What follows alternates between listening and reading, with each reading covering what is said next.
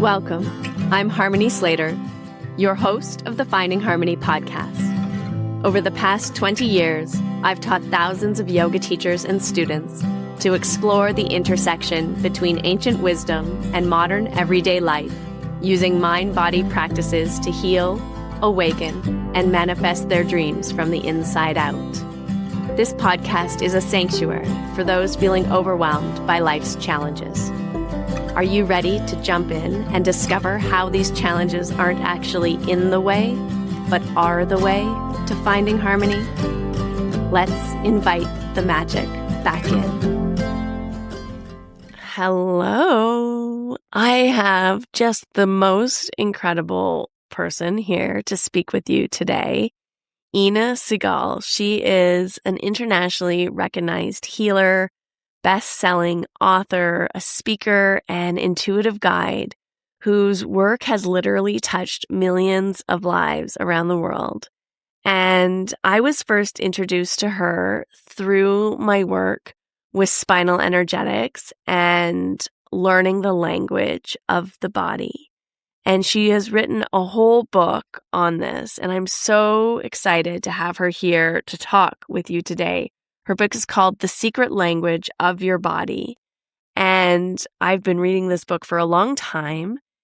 Inside, you will find principles for healing, but also very descriptive and accurate correlations around the body parts and problems and what could be contributing factors, what could be possible remedies.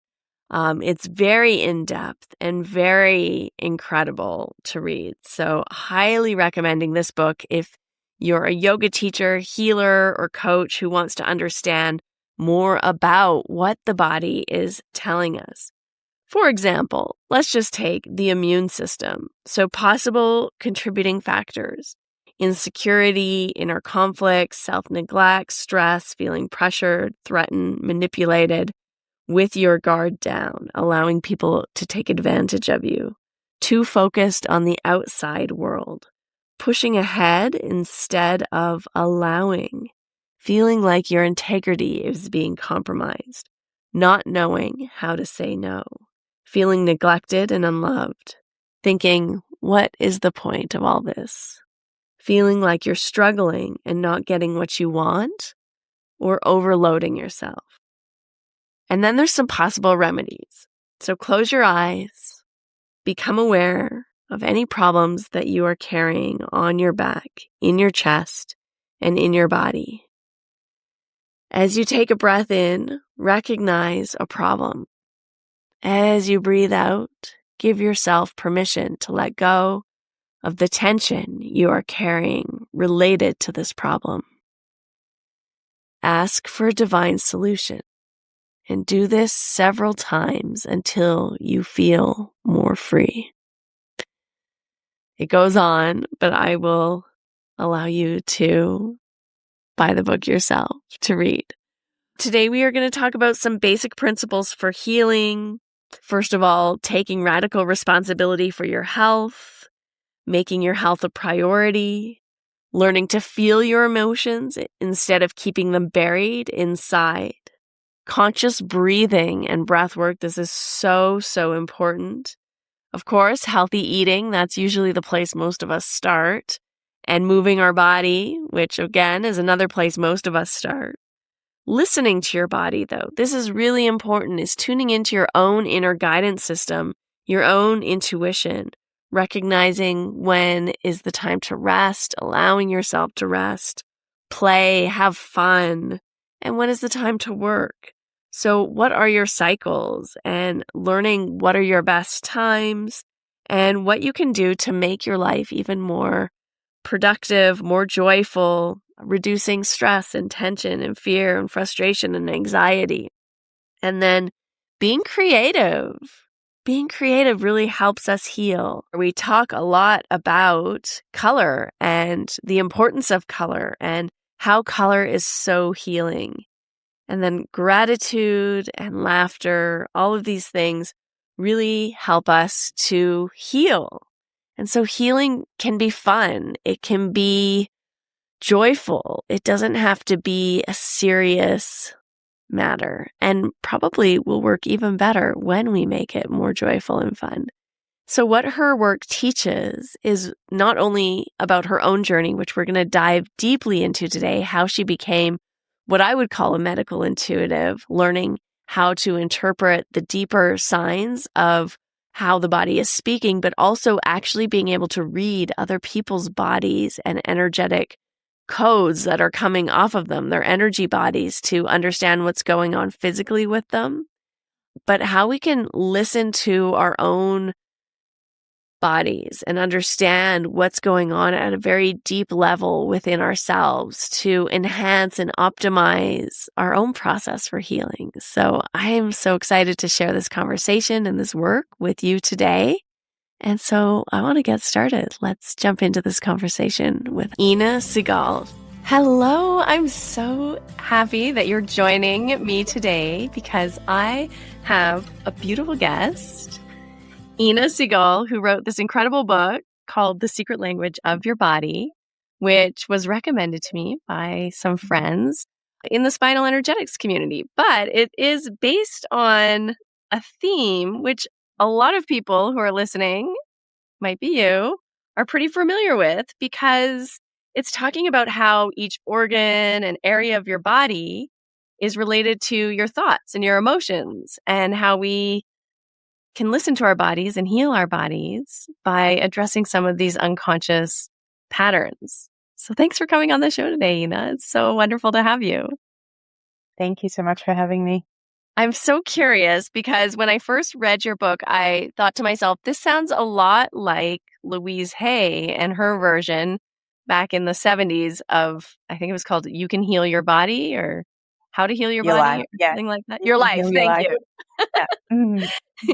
But you have quite the story about how you came to make these correlations and have this insight and this knowledge. And I'm curious, would you consider yourself like a medical intuitive? Because from reading your story, it sounds like you have some definite gifts in being able to perceive what's going on for other people.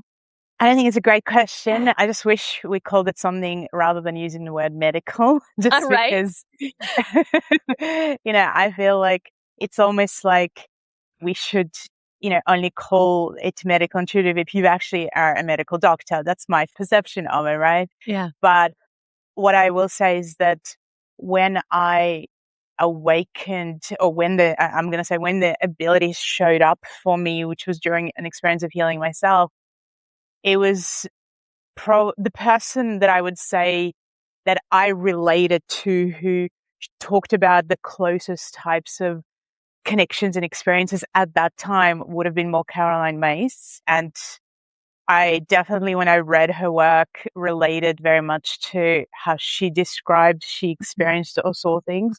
And so also, like her, I ended up working with a medical doctor for quite a few years because I just thought there was an opportunity that showed up, and I thought it was a really great kind of experience and training for me, because when I did work with this doctor he had a clinic and he invited me to work in his clinic, he would send his patients to me and we would discuss them. He was also quite open to alternative medicine, obviously by inviting me, and had studied acupuncture and had studied just various different ways to support and help people. And so at times he would send me someone and I would really feel like that person needed acupuncture. And so I'd call for him to come into the room as we'd had discussions about these patients and what they needed. And he would say, well, where do you think the needles should go? And I had explored something called, I guess, spiritual acupuncture, or I had been going to somebody as well for years because I found it really fascinating, where you could work with the acupuncture needles with particular patterns that were about opening yourself up spiritually or working on the chakras in different ways. And so I just found it really fascinating, and I read some books about it, but I also felt like during that experience, I just connected to, I guess, a being who had passed over, who had done acupuncture or had taught it while in the physical body. And even when I was working with a spiritual acupuncturist, I would say, "Oh, I'm feeling like you should do this or this or that." And he would go, "Yeah, how do you know this?"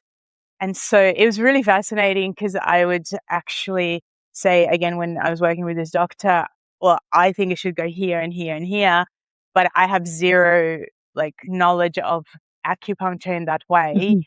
And, eventually he said to me, "Why don't you just do the needles? Because every time you say what to do, it's always the exact spots." And I was like, "There's no way in the world I'm putting a needle into someone." But thank you for the feedback. Yeah, for And the confidence. yeah. But yeah, I was familiar, I'm going to say, with Louise Hay's work, and I think she did some great, great things. I'm going to say, in opening doors to Mhm. people. I think my challenge, and I'm going to say this with I guess with people understanding, when you do awaken an ability to see into people's energy fields, bodies, what's really going on for them, it is a lot more difficult than to work with people who don't have, like, to learn from, I'm going to say, who don't Mhm. have those capacities. And that has been a huge, huge challenge in my own journey, mainly because I can see all the things that are off and what they're saying, because you cannot, unless you can really, really see it, Mhm. you don't know the details. Mhm. And again, not to criticize or put down Louise Hay's work, but I don't know 100% where she got the information from, but I know it wasn't from her Mhm. and, or from her own abilities. And I think, her books went a lot deeper into self-love and Yeah. self-reflection and so on. And there was a very small, small section on the different parts of the body. And usually there was one line about each part or each disease and an affirmation. And for me, even at the time, when I started working with people, I needed depth. Like, I'm a person that does not stay on the surface, and which, can be sometimes very challenging in lots of areas of life, because I always want to push deeper and go deeper into Mhm. everything. And for me personally, that level of information was a doorway, as Mhm. opposed to something that I could use with myself or my clients, Mhm. to really go to where I wanted to go with my clients, which Yeah. was really into the layers of why are you experiencing what you're experiencing. Mhm. And so and it wasn't just Louise's book that was out there at the time. There was two others that I was aware of, which was 25 years ago we're talking about. Yeah, a while back. Even Quite a Anatomy while of ago. the Spirit, Carolyn, uh, Mace? Yeah, yeah, but Yeah, that was not really talking about, body parts. That was more from the right. chakra. Yeah, And I just felt like I wanted to write a book that was really useful, one, to practitioners, yeah. and two, like myself, who needed more, and Mhm. two, to any person that at any point in their life decides to take responsibility for their health and realizes there is something I can do about this. Mhm. I read Donald Epstein's The 12 Stages of Healing, and I really resonated with that work also, in that there's something like a switch all of a sudden when you're going through a medical crisis. And I think you talk about this yourself, or like a difficulty, a challenge. It doesn't have to be a total crisis, but sometimes it feels like a crisis when it's happening. And you're going to all the experts looking for someone to fix you, to heal you, to tell you what's wrong, to give you the right prescription or the right, modality or process to make you feel better. And then one day, and I'm not really sure what changes, but hopefully one day you kind of like have this feeling of empowerment of like, wait a second, I'm the one who's going to heal me. Nothing outside of me can do that. Do you want to share a little bit about your journey with that moment that, like, all of a sudden that switch got flipped to understanding that you had the power inside yourself? Absolutely. And I think it's fascinating that you bring up the 12 stages of healing and Donald Epstein. And I will get back to a link later on Yeah, yeah, yeah. about it, Great. because I don't want to go on another tangent. But what I'm going to say is that I was seeing a chiropractor who was practicing something called network chiropractic, which Yeah. is coming from, Donald Epstein's work. Yeah. Yeah. I know he's adjusted it and changed it since then, but this, again, we're talking 25 years ago.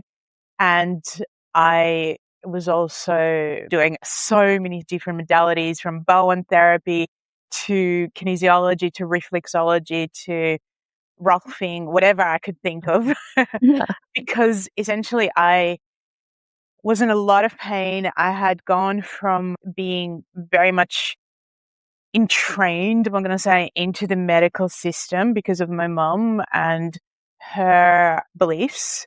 Mhm. She took doctors, she did look up to doctors almost like half gods, like they know Mhm. everything. We go there and we do exactly what they say. We don't check anything, because medicine is Mhm.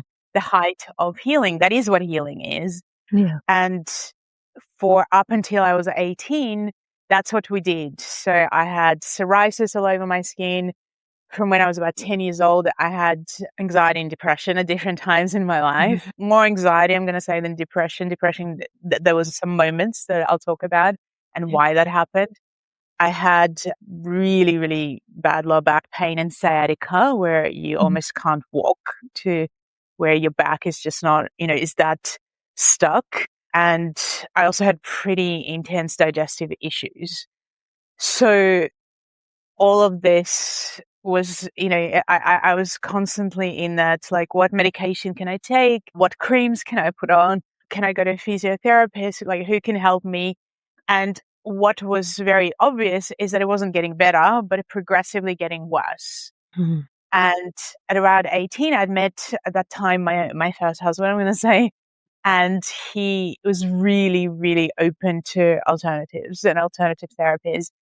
And so he was the one who took me to all of these different places. And I said, when I say took, drove me, found them, like explained what they were and so on. And there was definitely a shift that was happening. From I was having much more relief than I'd had when I was just going to anything medical, Mhm. but I wasn't holding it. I Right. just didn't, my body didn't have the capacity to hold it, which is a huge thing for a lot of people, especially with dysregulated nervous systems, which I 100% had from moving to another country, from being bullied at school, from just living in, I guess, an environment with my parents where they were in constant conflict with each other and stress. So I really feel like when I was going to see these practitioners in some way, especially network chiropractic, there was a huge focus on my nervous system. But there is also another aspect of us, which is this sense of self, the I amness, that has to hold something for it to stay, that has to take a step towards it. Otherwise, it just keeps going round and round in circles. And so that's where I was at. When I was 19, I ended up getting pregnant. And that was another huge kind of shock to my system, because I, in no plans, in my reality, did I have that happening at 19. I Yeah. was the person who'd always said after 30, sometime after 30, if I consider it. And, out of all my friends, I would have been the last person, I thought. And so when I was the first and that happened, I was very shaken. And eventually I made a decision that I was going to keep the child. And it took a lot, I'm going to say, to transform it in myself. And obviously, because I had not healed, I was in much more pain during this pregnancy. It was extremely, extraordinarily painful to just do anything. And around just over 8 months, might have been, just, I don't know how long, but over 8 months, I had this really strong inner feeling that something was really wrong. And so, because I wanted to do everything natural, I ended up going to this birth center. And when I brought it up, I said, I just feel something's wrong. And I just don't know. It feels like something's wrong with the heart. They said, oh, you're crazy. You're just, nothing's wrong. Everything's fine, and so on. And they told me to literally ignore all the signs that I was feeling. And because I was doing that, I ended up, I can't remember, it was a week or two later, I started to get contractions and I ended up in the hospital. And I remember as I walked in and there was some nurse there, she put her hands on my belly and she said, "Oh my God, when was the last time the baby moved?" And I just thought, how, like, that is such a weird, crazy thing to ask me when I'm in pain. Mhm. And to make the long story shorter, the baby died and Mm. probably died a day or so before, which was Yeah. my birthday, my 20th birthday. Mhm. And I literally went into a place of like the deep dive of depression, anxiety, Mhm. wanting to die, all sorts of things. And Yeah. everything in my body just exploded and blew up. Mhm. And the main person at that time that I was willing to see, because I felt like getting out of the house once, got home was just incredibly painful. And so I was seeing this network chiropractor. And one day when I showed up there in agony because I just kept making it worse, I think, by I was in this constant victimhood or a place of like, why me? Why me? Why did this happen to me? And when I showed up in his office this particular time, he'd been seeing me for over a year at least by that stage. He came out of his office and he just looked at me and he said, "Ina, your body's stuck." And I was like, "Yeah, I know that part. Should I come into the office? What are you going to do?" Type of thing. And he just said, "Well, no, your body wants to be stuck." And it was this one line, "Your body wants to be stuck, go home," he said, that enraged me, but changed everything, I feel, because on the way back, as angry as I was, I just, it kept playing on me. Your Mm. body start, go, body start, go home, and I was like, so it has a language. And I'm going to say at that stage, I may have seen Louise Hay's book, but it just it had no effect on me or on my consciousness at that time.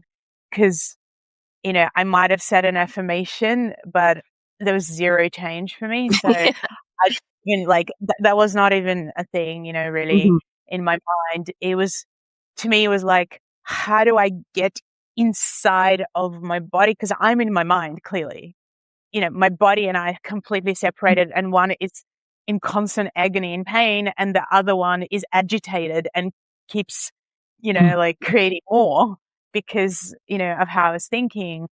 So when I got home, I just went, I really don't know how I'm going to do it, but I am so ready and I'm so aligned. And the thing that I absolutely hadn't done, and I had not read 12 Stages of Healing or anything like that at that time, but what I hadn't done, and I knew it, was that I had not taken a step towards healing. I had allowed everybody else to, and I was a total, like, what the medical system teaches us to be. I was the victim of my own body, and give me something, do it to me because you know what to do and I know nothing. That's where I was at. And I knew that the only way I could heal is if I could change that perception. And I didn't know what would actually happen, but I started by placing my hands on my back and breathing. And I'd done enough of kind of like, I'd done lots of acting classes where we taught breath work and, that type of technique from that perspective of creating a character, because I wanted to do acting at the time. So I, breathed into the pain. I knew my mind was very negative. So I started counting backwards from 30. And I was in kind of in a real conflict of, do I ask for higher help or not? Because if there is God and higher help, how could I have the experience that I had? And how could he take away this child from me when I struggled so much to get myself into being okay with being a mom at 20?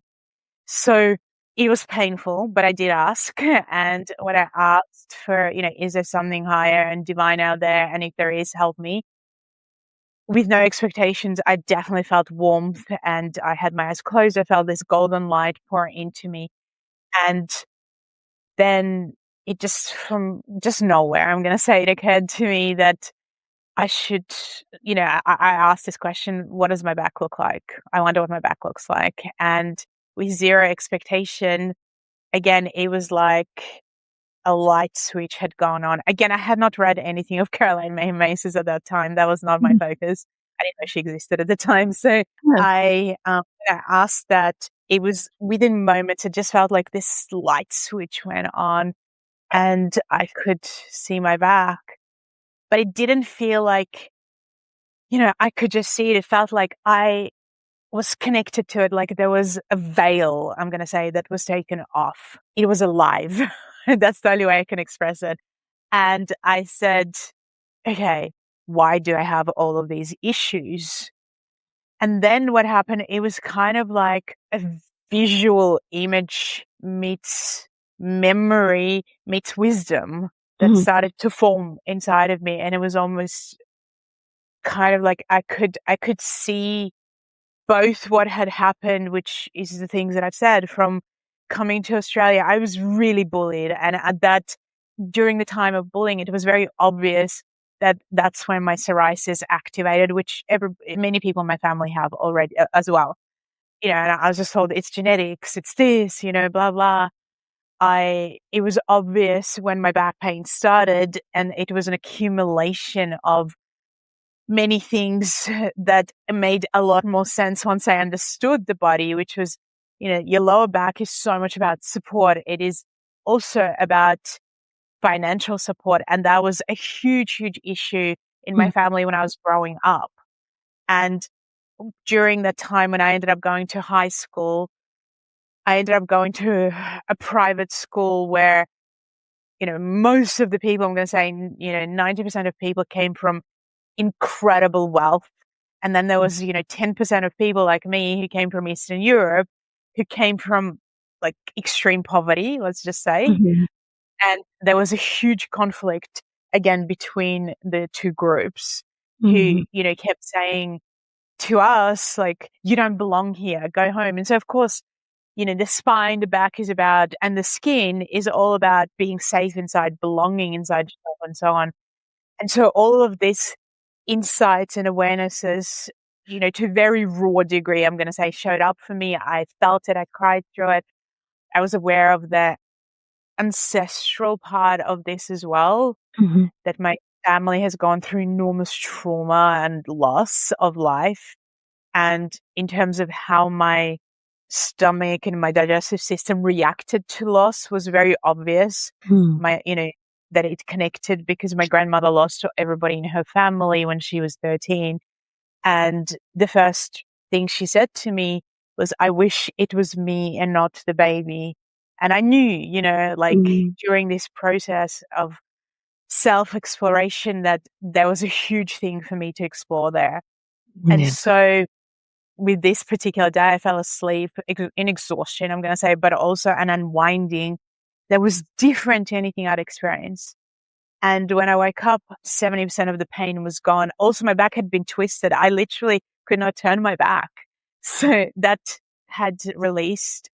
And, Wow. I knew in the depth of my soul that I needed to go deeper and explore and understand more. So for the next 3 weeks, I just, I was studying writing. So I was studying how to be an actor and a writer. Mhm. And I just kept journaling. I had my journal. I always had my journals around, and I was like, well, because I understand things when I journal. Like, Mhm. that's how I put everything together. Yeah. So as I was journaling and putting all the pieces together, I could tell that my body was reacting to it. The psoriasis started disappearing, and by the end of the 3 weeks, it was completely gone. And I had quite a bit, I'm going to say, in my knees. It was all over my knees. It was all over my elbows. And and I was thinking, wow, that is so clear. Besides the back pain, this is so, Mhm. so clear that this is related, this is connected, and it's not genetics like I'm being told. Yeah. Because my grandfather had it, my dad's twin sister is like literally covered with it. So it was like, Wow. no, there's something deeper than just Mhm. saying the word genetics here. And the anxiety and the depression and the wanting to die Mhm. disappeared. And I knew that, wow, I'm onto something here deeper. Yeah. I'm going to say, honestly, the digestive issues is something I'm always aware of because Mm. it's just so, so deeply layered in trauma. Like, I can eat most things. My body hates milk, so it's, I just don't want to process it. So I have to use alternatives most of the time. Mhm. But I'm not in pain like I used to be constantly. And many, many of the digestive issues that took years and years to get through have definitely, disappeared. But I also use it as a compass to tell me where I'm at, Mm, because life every day, it's like, how do yeah. you show up every day? It's not, oh, I've healed, I'm never going to have anything happening in my life. Yeah, it's interesting. I think that's sort of, in our dream world, that's what happens is you heal or get to a place where everything's just perfect. But that place doesn't really exist and life keeps lifing and we have other stressors or other upheavals or other people leaving or dying and all the things going on in our lives and work and bills. So we're constantly filtering and processing and managing our emotional responses as well as our physical responses to all of these things too. Absolutely. And I just think, there's so many layers Yeah. of who you are. Because to me, it Mm. is so much about getting to know who you are, Mhm. is, what your body's showing. And you know, if you're only kind of looking at it from the perspective of, I want it to be perfect, I want it to be healed, then you really do not understand that the body is a reflection of your life. Yeah. I'm so curious because I feel like we're kind of, as you say, like we grow up in a culture and we're indoctrinated to kind of shut down a lot of our extrasensory perceptions and a lot of this innate connection to our feelings or our intuition or our innate wisdom. And even like images that we might see or like intuitions that like the one that you had about the baby's heart, we're often told in our culture, the people around us, and especially as children, I think, to like, oh, that's just pretend, that's not real. And so we kind of start shutting down, I think, some of these innate gifts that a lot of us have, especially as children. And then we forget about them or they kind of go by the wayside because we're not really accessing them. Can you tell us a little bit about like you have this incredible story of like seeing a liver over top of your friend's head. And yeah, like how on earth did you kind of like make these connections about being able to see what's happening for someone and knowing the meaning? Well, there were two things that happened that alerted me after I had my own healing experience that I even had this capacity. Because prior to that, I'm going to say, yes, I had the sense like with this, with the baby and the heart, but there was no real link to it. It was just a sense. It was just a feeling. It wasn't like I could see it. And in the past, when I was really kind of young, I would ask a question. I remember like, are my grandparents going to move to Australia?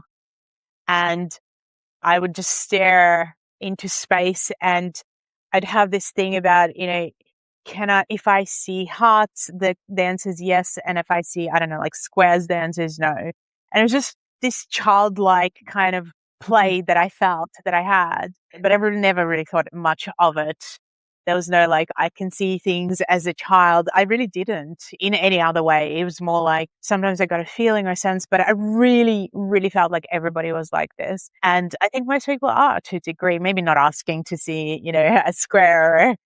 I don't know even when that came from, but after about these few weeks of self work, let's call it, Yeah. and in a transformation, I was sitting writing, and a friend of my husband's at the time came over. So I wasn't friends with this lady. I met her a couple of times, and she came over, and as we were discussing something, and she said, I write, and can I actually have a story? Can I show it to you?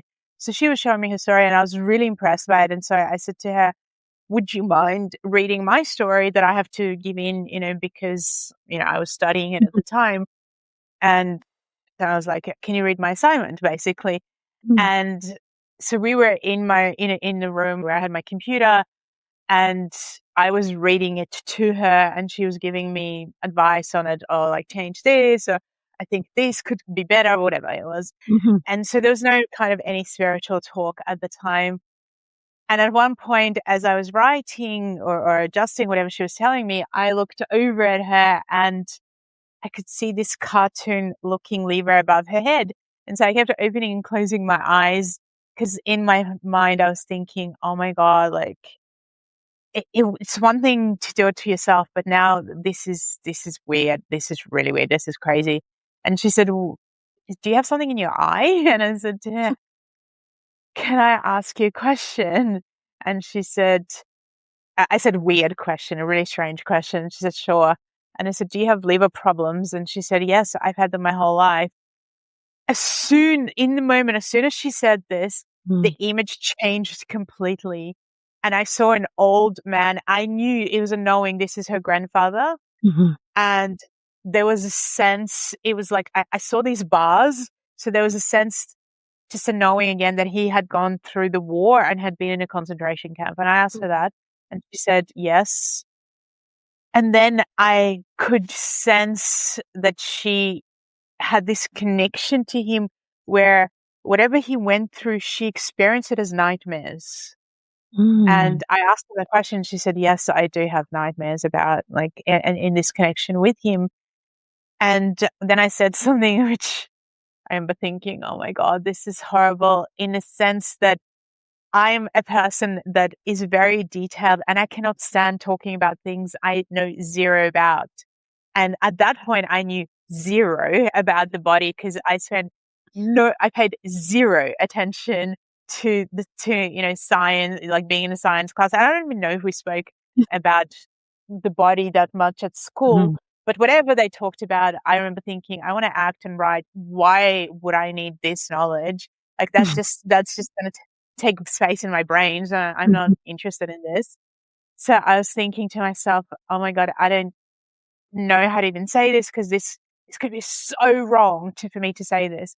And so I said to her, well, your issue's in your DNA and this is why you can't just change it Mhm. easily. And then I just ended up telling her so many things about her family and what I was shown. And she said to me, well, I don't know this stuff. I'm going to have to call my mom to even know if what you're saying makes any sense. She called her mom and she was on the phone for a while. And then she came back to me and she said, so at the time I would have been maybe 20, like, or 21 or getting to 21. And she would have been 25. And she said to me, in my 25 years on this planet, I have I didn't know any of this. I've learned more in the last whatever time I've had with you about myself, my family, what's going on than I have ever known. And I knew she'd been studying to be a naturopath. So I knew that Oh, she was wow. aware of different things to do with the body much more than me. I knew nothing. Yeah. I remember sitting afterwards and kind of going, I don't want to take this as if I'm special, all of a sudden I have special abilities, but I do want to understand what this is about. Mhm. Yeah. Yeah. I'm really curious now. And is this going to happen every day? How's this going to Yeah, work? exactly. Well, that was exactly where my next question was going is did you find that it was something that you could kind of tune into and tune out of, or did it just happen spontaneously and you're like completely at the whims of this gift? Yeah. Well, I didn't go out a lot, I'm going to say, around that time. And so I don't know, within days of it, I can't remember exact Mhm. timelines, but my mom called me and she said, your dad was at work. He hurt his leg. Can you do something? I remember thinking, has she lost her mind? Like, why is she asking me this? On top of it, I'm in bed at home. She's calling me. I'm not next to him. What is she on? Like, why? And I said to her, what do you want me to do? Are you crazy? Like, what are you talking about? And she said, well, I don't know. You healed yourself. She was very open to me healing myself because she Yeah. knew how bad it'd been. She was the person who knew it the most. And I said to her, I was like, well, I don't know what you're on about. Like, what do you want me to do? And she's like, well, I don't know. You've done something for yourself. Clearly you can focus on your dad and see what you can do. And I was like, I think you're crazy, but okay, I will focus on his leg and see if I see anything. And if I do, I'll call you back. And so I was tuning into his leg, and I kept seeing this image of boats, like one boat after another. And I thought to myself, the only thing that would make sense is that, because you said that he hurt his leg at work, that is that the body doesn't lie, right? And it's showing me something else. And so I called back and I said, I can't actually move on, because the way that I would experience things is that I would have an image, and unless I acknowledged it, it would not show me anything else. So I would be stuck in that, like, understanding that image. And so because I didn't have him or her in front of me, I couldn't go past it. So I called her, and she goes, no, he was definitely at work, has not been on the boat. So I'm not sure why you're seeing that. And clearly she went and spoke to him afterwards, because I went, okay, I'll try again. And he calls me 2 minutes later and he's going, hi, what are you up to? And I said to him, oh, I don't know if mum told you, but I think I've awakened this ability, and I just need to know if you were on a boat or at work. And he went, on a boat, but I don't need you telling your mum this stuff. So he's like, I'm really happy for your ability as long as it doesn't involve me and you saying these things. And I was like, well, why don't you just tell the truth? And I just remember kind of going, wow, okay, I really, really didn't know this. I could not have made this up, because my mind is critical. I have a critical mind in a positive and negative sense. So after that, when I went out, and I think you do yoga, right? Yeah. You're yoga teacher. So I remember the next outing that I had was a yoga class. Yeah. And as we're doing our stretches, and I have a lady in front of me, all of a sudden, again, all this information is coming. And sometimes I'm going to say, I should clarify, sometimes it is one thing and I can't move on. And sometimes it's like a whole tapestry of like their life story that is kind of thrown to me in one time. So with this lady, it was this whole tapestry of stuff. And of course, being, 21 or however old I was at the time, 20 to 21, I thought that, well, if it's, if I'm getting this, I need to tell her. So I went over and told her. That didn't go down very well. She was not very happy about this. So I was confused at why I couldn't tell somebody. If it's coming to me, then, I should be telling someone. But it was a big, big lesson of this. And then I realized that now that I'm like, when I go outside and I cross the road, it may or may not happen that I see things about this person. And then there was where I went, okay, well, I do want to do this consciously. So I do need to kind of meet people who I don't know very well and start tuning in, because I want to learn about how this works for me and how this appears. And also want to know that I'm not making it up. And, I want to make sure that I don't make it up. At that time, the partner that I had, he was quite a lot older than me. And he's like, look, I've been in this industry for a long time, and there are a lot of people who do make it up. And I don't want you to be one of these people, especially if you end up doing this as a job and you see something or you have pressure because people are paying you to make something up. And he's like, I just implore you not to ever do that. And so I had to kind of go, well, before I even do it, in any way or form where I would charge somebody, I need to test myself, and I need to keep testing myself. And so I was doing that. I had one other experience where there was a very famous author that was coming to Australia, and I found a flyer, and I definitely wanted to see him at the time. And on the back of the flyer was a picture of this lady who was promoting him. And obviously I had not been slept enough for me to go, I am not going to do this. And as I looked at her picture, I knew she had cancer, that it came from her ex-husband, and I could just feel and see the whole story appearing in front of me.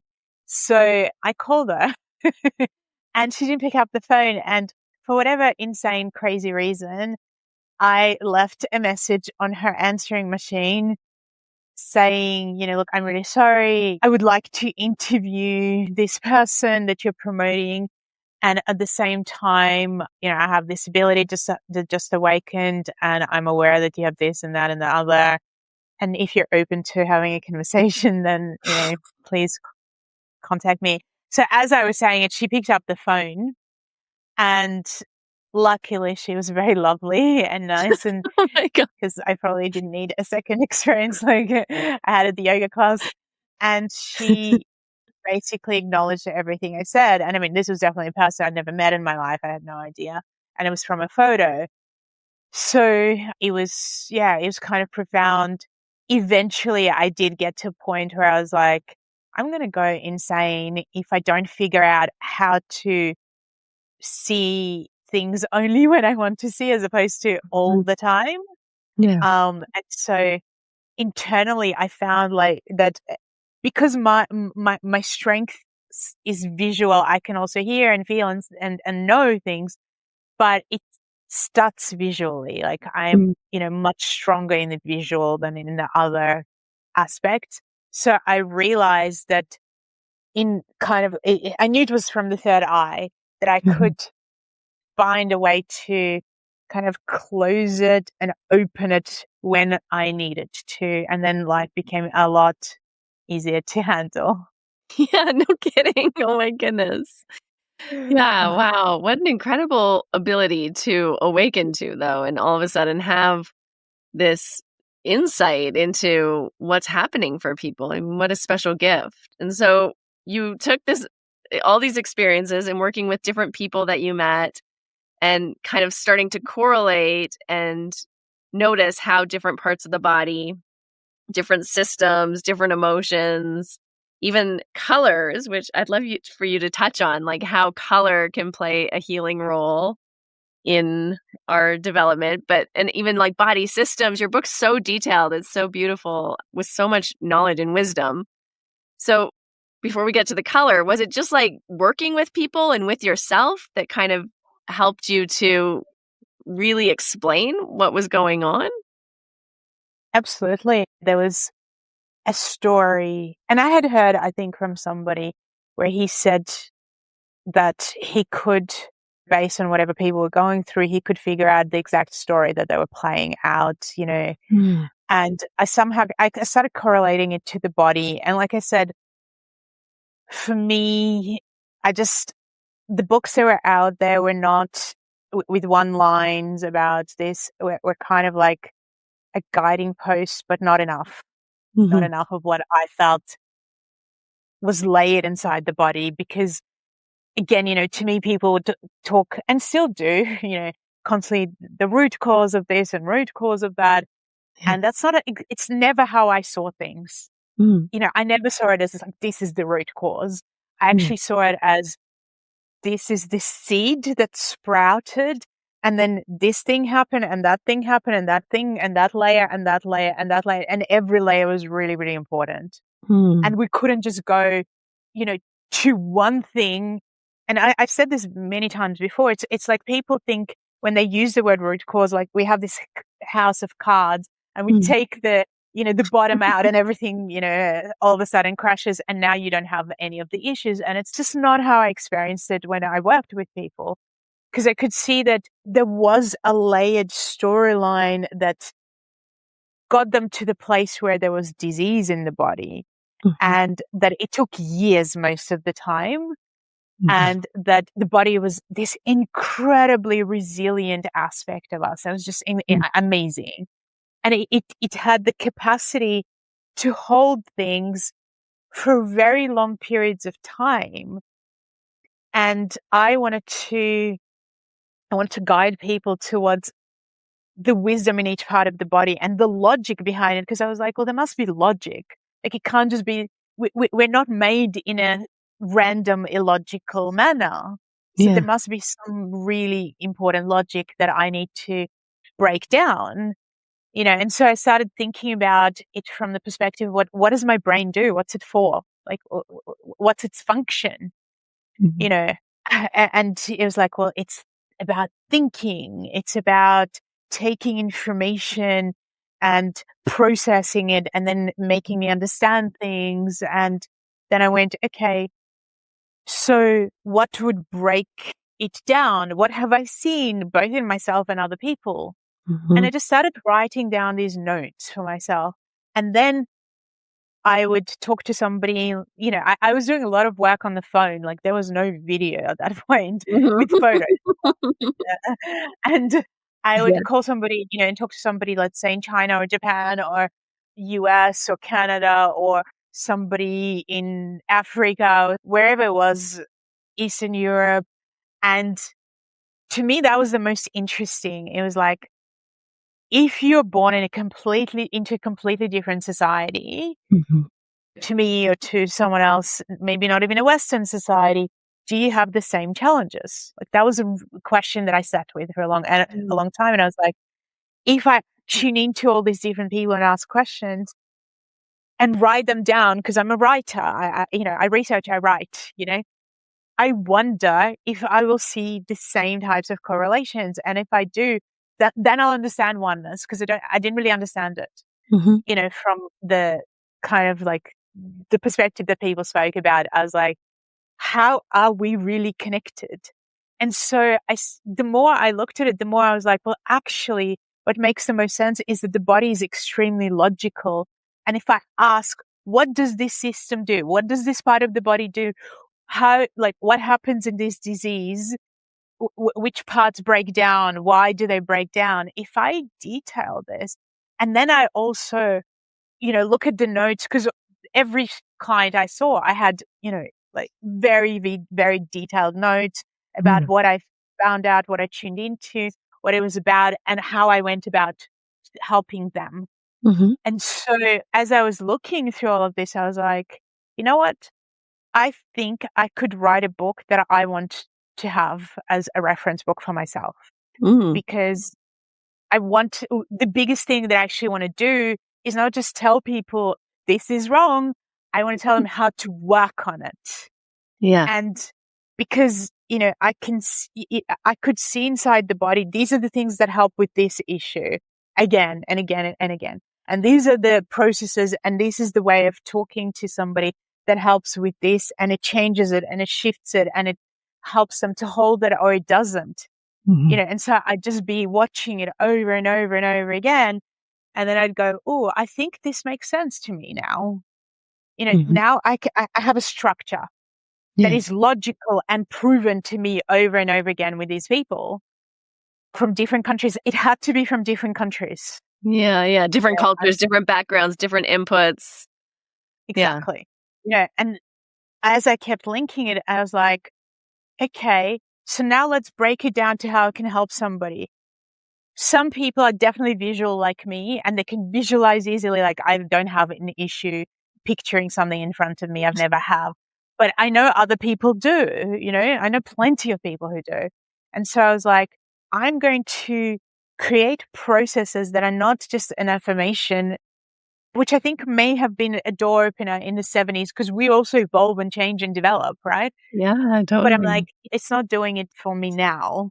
Yeah. And so I was like, how do I layer every process where it's logical, it's connected to that part of the body, Mhm. where I'm going, this is a person who's visual, and this is a person who's kinesthetic, and this is a person who just has knowings inside themselves. And, this is a person who needs touch to feel things, and this is a person who needs breath to feel things. And then I was like, what are the universal things that can help? And to me, it was like, okay, well, touch, definitely. So Mhm. I went, if I learn more about pressure points and Mhm. kind of like the reflexology type, as well as, let's just say, yoga from because I mean, not that I studied yoga, but I went to yoga classes from when I was 15, Yeah. so I was like, maybe we can use yogic postures, Mhm. in some of this ways and combine them with maybe some acupressure, maybe with some work around changing your mind. Everybody can do that. With movement, like everybody can do some, I mean, who's going to do self-healing can probably do some kind of movement. Everybody thinks. So let's look at their perceptions and how do I let go of things? How do I transform my perspectives? Everybody can ask questions, who's going to have the capacity to heal. So I kind of went, I'm going to layer all the processes based on the things that anybody can do for themselves, right? Yeah. So thus, I'm going to take time to look at all the modalities that are teaching that and see if I can, I might speak to the teachers of it and go, here's my process, how I put it together. Does that sound like accurate to you from the modality that you know? Yeah. Because I was like, I'm not going to just do this and not have input. It's not like I'm just going to channel this in a way, Channel it all. Yeah, get it out of thin air, so to speak. It was not like this. And so I was like, this piece and this piece and this piece and this piece come together and wow, and then from that, like for instance, with color, I've been that person who's always been, I think, different in a sense of living. I come from a country where people are quite expressive in one way and very suppressed in another. What country? I was born in Belarus. So there is on one way, very loud, like very loud, emotional people, and another way, very kind of suppressed and holding back because of communism and fear and so on. And so, and then, when I was pretty young, I spent time in Italy, again, very expressive, loud people. And then I came to Australia, which is very suppressed people, very like, let's be nice all the time and pretend and everything's good type of people. Yeah. Again, generalizing because there's all different ones, but that's predominantly how I experienced it, where this is not an emotional nation of people. Emotions is, I remember even like, I was in my 20s and I was teaching emotions and people were saying to me, you're so far ahead of this country. Like you don't know how far ahead you are, which then made me go, I think I need to go to Europe to be sane because I need people who know who are okay with like, yeah, I have emotions. Sometimes actually my partner, he's English, and sometimes we have these alternative stations where I watch shows like from France or Italy and people there shout a lot and scream, and do and like very loud. And he'll come into the room and he'll be like, what is all the commotion? What are you watching? And I'm like, oh, a French TV show. And he's like, really? And you like this? And I'm like, yeah, it makes me feel normal. It actually makes me I feel like, yeah, this is cool. Like that's, how people, that's what I kind of came from. And so to me, color represents emotion, right? That's what it is essentially. So every day, for instance, when I'm dressing, I'm like, what do I feel like today? What's my color today? When I'm eating, I'm like, what color do I need today? In terms of my house, like you can't really see, but there's so much color in my room.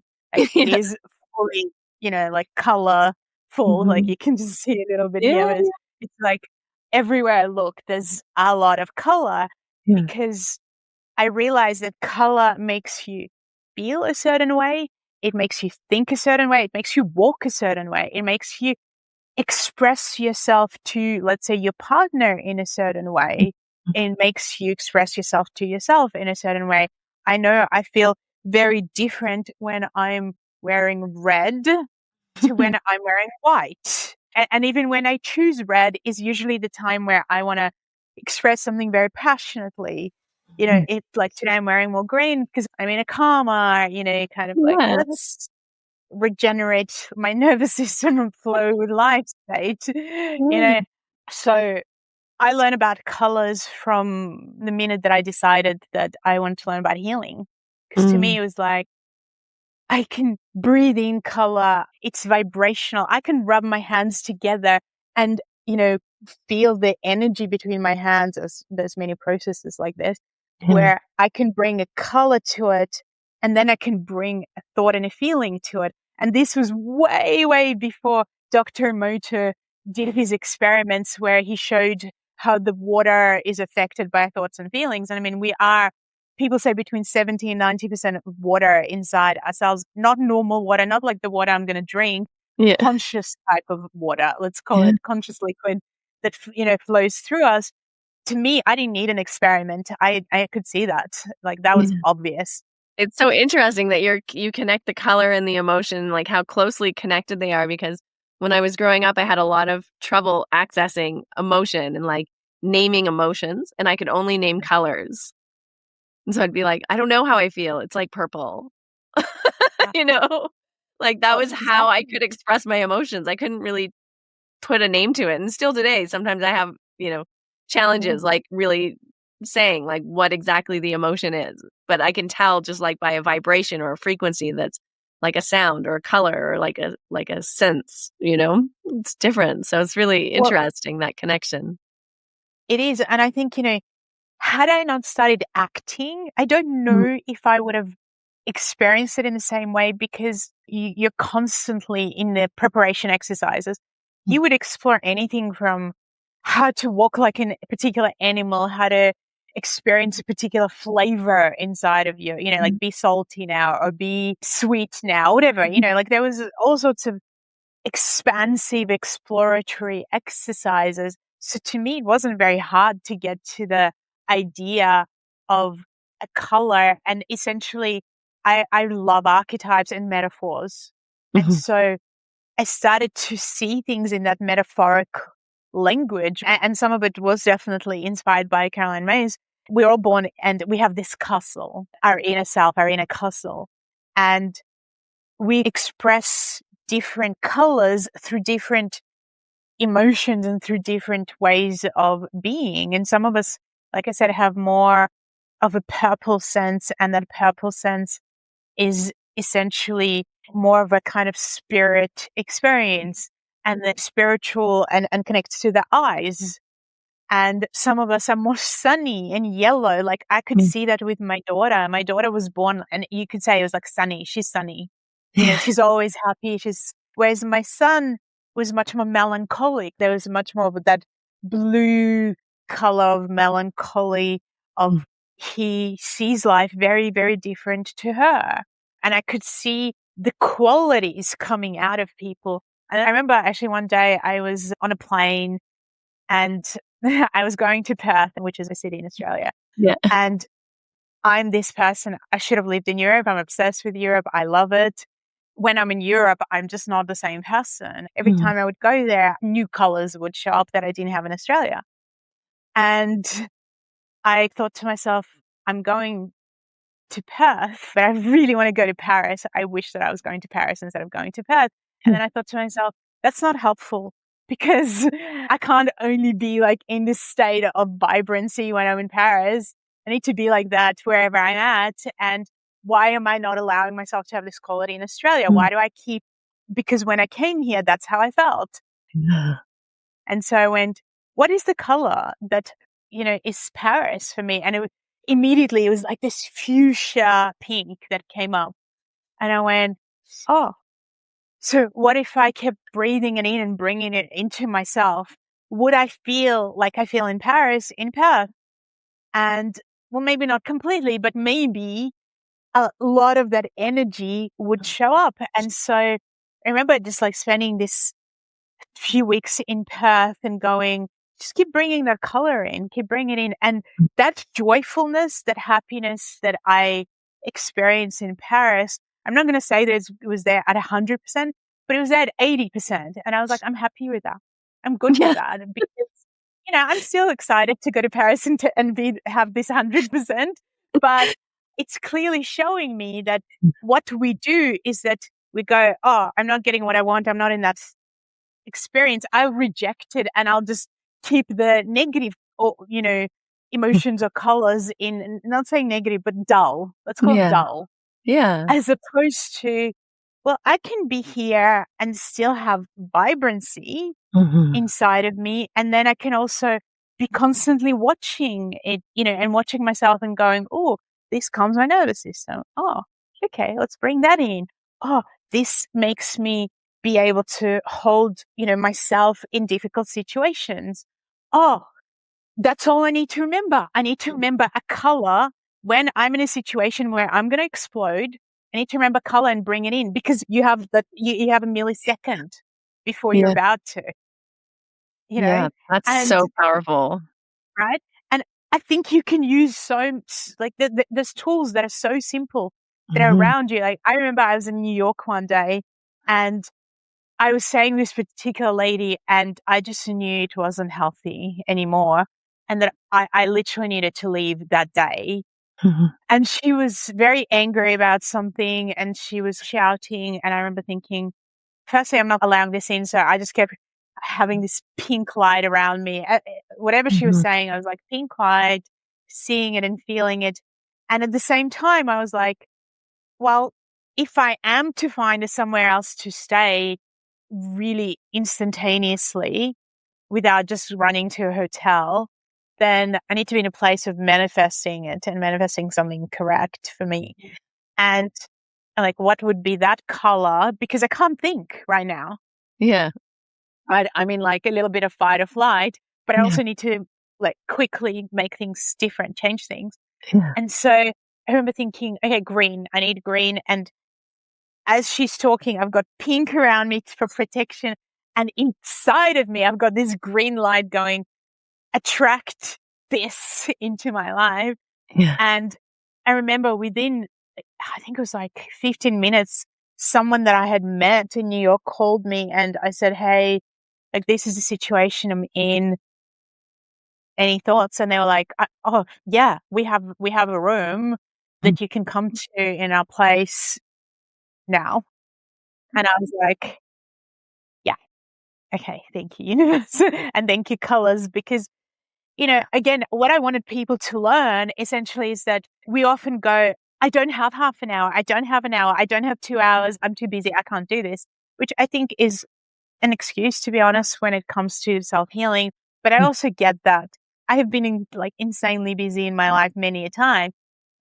But what I wanted to show people is that if you learn many little tiny techniques, Mhm. then when things show up, and they essentially will on a daily basis Yeah. in your life, you have something that you can use and have access to immediately, especially if you've practiced it. Mm. Yeah. Putting it into practice is the key. Not just reading the book. You have to practice the book too. Beautiful. Well, tell everyone, I mean, I think you can find your book on all of the book places, but tell them, what else are you doing? Are you still doing sessions and consultations? Can they reach out to you? I'm not really doing sessions or consultations anymore, but I've been teaching a lot, and I definitely have practitioners who I've taught. But my focus is self-healing, getting every person who's open to it to have the capacity, to whatever degree it is, to heal themselves, to transform their life in a different way. And I really encourage people actually to go to my website, which is innasegal.com, Mhm. INNASEGAL.com, and go to, at the moment, what I've done is I've created several masterclasses. Mhm. And at the moment, and this could change at any time, I've decided to do them for free for people, Mhm. because I want people to learn and to have experiences. And there's masterclasses around the secret language of your body, which is innersegal.com/secret. There's the masterclasses which go deeper, which is also just innersegal.com/masterclass, into archetypes and chakras and timelines, and how all of this is connected to your health and your states of well-being. There's ones on, your soul guidance and what your soul came here for. There's ones around developmental stages of childhood and how childhood trauma has affected you. So, there's ones on ancestry. There's a lot there. Amazing. Start with making a decision that you're worthy, and you can take 3 hours of your life, 3 to 4 hours, to look within. I guide people through processes. So there's always 2 to 3 processes in there. as well as education, understanding. And there's an opportunity then to go deeper and train with me as well. So people have, a real deep experience of what I'm about and what the teaching is. And obviously the secret language of your body is a great starting point, but there's so much more to it as well, to this exploration. And we've only literally just touched the surface, in our conversation of healing and what's possible and how it can show up. Yeah, we didn't even talk about any body parts. Well, exactly. Or There's systems or anything. Learning from the systems. I really encourage people to, at some point in their life, to go through every system of their body and actually check out what's stuck here, what's going on here. Get to know yourself on those levels as well, which is really powerful, because I have heard incredible feedback, even from this lady recently. She was talking about bunions, right? And to me, bunions, on your feet, which actually my mom has, is at some point in your life, you've gone into the wrong direction. You're just not listening to yourself. And so your bones literally grow into the other direction. And what was so fascinating, this woman said to me, I did this 8-week challenge around going through all the parts of the body. And she said, I was told that I need to have surgery, and I don't need surgery. My bunions actually have reversed, and now my feet are perfect and fine. And I was like, I didn't even know that you could do that without surgery. But, clearly we have no idea what's actually possible. Wow, that's amazing. I'm going to get my son to do it. He has terrible bunions. He's only 15. Yeah, I don't know. She was just, she's that's incredible. I was like, people tell me what's possible. I'm constantly hearing, somebody else was talking to me about kidney disease, for instance, and that kidney is one thing that they believe, or the medical system says is irreversible. And then within, days, I got an email from somebody saying who was told this, and actually sending me their tests, sending me charts of how they used my work to reverse the kidney damage. And it wasn't instant. It took a year, but they were like, here's all of my blood tests, everything, and this is using your work. And I was like, well, we don't know what we don't know. Yeah. I just think your body and, your soul and who you are as a being has so much potential for whether we fully physically heal or we heal on levels that are not physical. There's so much to explore. And last thing I do want to say also is that I'm actually writing a book about 8 stages of healing, because I believe that in terms of healing, there are very specific stages. And actually, was very, very deeply inspired by the book 12 Stages, but I wanted to write it from a healing perspective based on what I've experienced through tuning into tens of thousands of people over the years and teaching them. And through the healing, how do we enter into it and look at what's possible? And so, that's kind of been my exploration in the last year of putting that information together and trying to give people an awareness. Again, I think in the 12 Stage book, you have more of a breath awareness. Yeah. Whereas I was like, well, what do you do for healing in each stage? Totally. How do you touch it? And what have I learned since then in my 25 years of exploration? So that's kind of my... I can't wait for it. Yeah. Put it out there. Wow, you are such a gift. Your book is a gift. I cannot wait to dive into these courses on your website, these master classes. They sound absolutely incredible. And just thank you so much for just sharing your whole self, your whole heart, and this incredible insight and wisdom and knowledge and all of your gifts with all of us, because it's incredible. And I think self-healing and learning to tune into our bodies and recognizing that our bodies hold the key and they're trying to help us all the time. They're really doing so much for us, trying to create balance. They're not trying to sabotage us or work against us, and just coming into, as you say, that alignment with our physical, mental, emotional, soul, spirit, all the things it's so powerful, right? And so just thank you so much.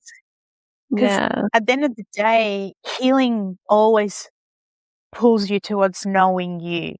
You cannot heal You can maybe have cures, maybe, without knowing yourself in the medical field. We cannot have healing without actual self-knowledge, because the more you dive in, the more you realize what a layered person you are, and how on the soul level who you are is so deeply, beautifully colorful and complex.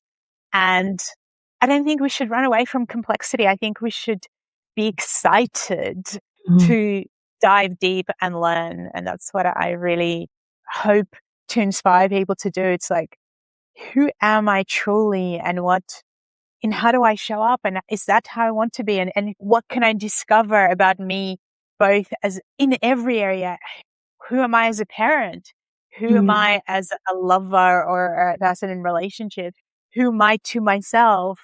What do I deeply believe, want, and need in my life? Who am I as a soul that came here to learn and guide or discover? Maybe you're not a guide to others, but to yourself, to your family. It's just, who am I as a child to somebody? There's so much to discover. What does spirituality even mean to me? I wrote a book about that too. So there's so much there. Beautiful. So wonderful. Thank you so much for coming on our podcast today. It was such a blessing. Thank you so much.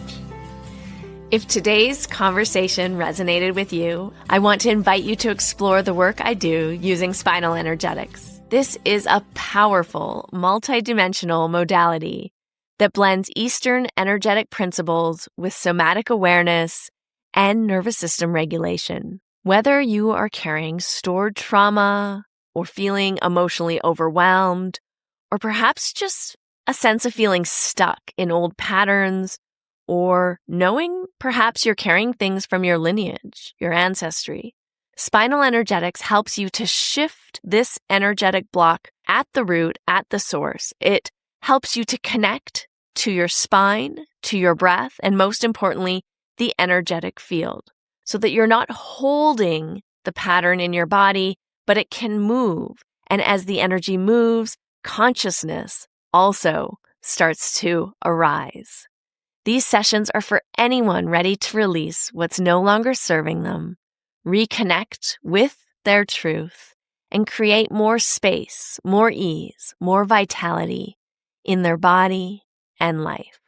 If this is you, I offer in-person sessions and online spinal energetic appointments, which are incredibly powerful and effective, so that you can experience this work wherever you are in the world. I also offer in-person sessions when I am traveling and teaching and offering Ashtanga Yoga workshops in different locations around the globe. You can learn more and book a session through the link in the show notes. And if you're curious or have any questions, please reach out. I would love to connect with you and answer any questions you may have. You can find me on Instagram at Harmony Slater Official. And thank you for being here. Thank you for listening, for your time, for your support. I just encourage you to continue down this path of healing and awakening, and I cannot wait to connect with you more next time. That's it. We've concluded another episode of the Finding Harmony podcast. I just want to thank you so much for doing the work that changes the world, starting with yourself.